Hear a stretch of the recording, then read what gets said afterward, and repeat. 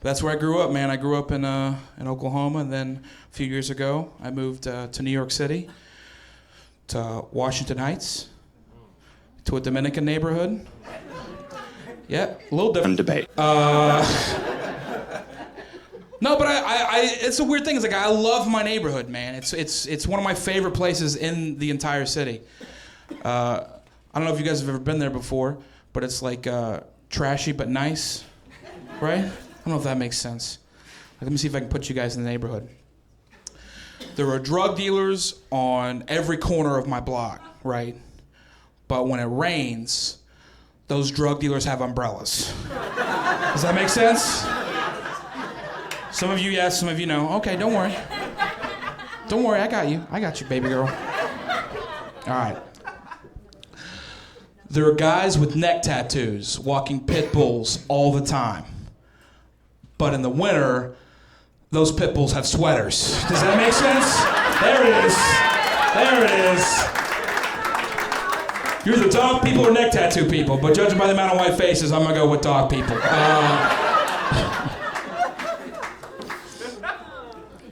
But I love my neighborhood, man. It's one of my favorite places in the entire world.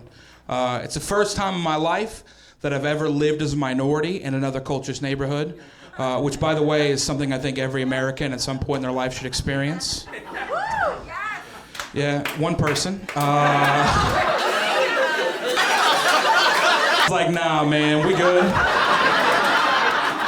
It's like, how about you just do it and then you tell us about it? Which is what I'm doing right now. So, because here's the thing, it's so hard to see the beauty in another culture unless you're around them every single day. Does that make sense? Like, I'll give you an example. The other day, I'm walking down my street, right? And walking towards me is this beautiful Dominican woman. Like, just amazing. Now, here's the thing. If you've never seen a full-blooded Dominican woman and they're a figure, I mean, they are unbelievable. Like, you look at it and you're like, I don't even know how that's physically possible. They have thick tops, tiny waists, and just these amazing hips. And here's the thing, I'm not even being perverted when I talk about it. It's kind of like when you see a mini horse for the first time, right? Right? You're like, I don't know what the fuck that is or where it came from, but I want it in my life every day because it makes me feel good. That's what it's like. So I see this woman, she's walking towards me, I'm walking towards her. Now as we get ready to cross paths on the sidewalk, there's a Dominican barber shop on the right-hand side of the street with one Dominican barber standing out front. Now here's the thing, I've never met this dude before in my life, I've never talked to him, nothing, okay? And as I cross paths with the woman, the barber puts his hand out. He puts his hand on my chest and he stops me. And then he grabs me by the shoulders, turns me around, and me and this barber stand shoulder to shoulder and watch this girl and her ass walk away for 3.5 blocks. Calf! Until she disappears. He turns around, gives me a wink and a fist pump. And then we walk away, never to see each other ever again. Yeah. Do the rest of you not understand what happened? An ass brought two races together. Do you understand how amazing that is? Bernie Sanders couldn't do that shit, bro. That's for real.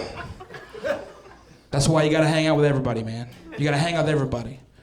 Like, I have a buddy of mine, he lives in my building, lives on the first floor, his name's Hector. And Hector is the most Dominican man that I've ever met. And there's no joke for that. It's just, like, that's what he wants me to say when I do this joke. He's like, hey, tell people I'm the most Dominican man that you've ever met. And I'm like, dude, nobody laughs at that.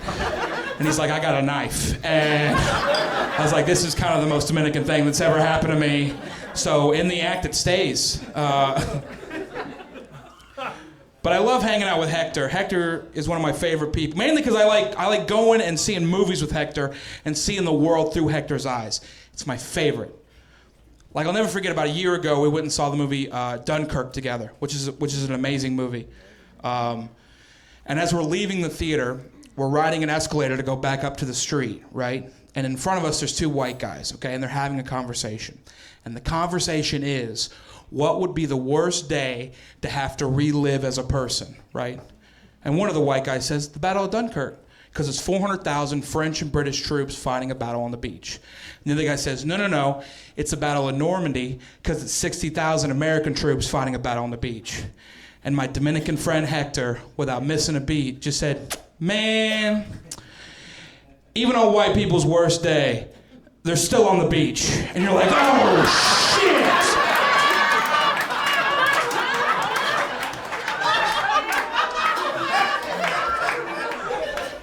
That's the moment I knew that Hector was gonna make me rich.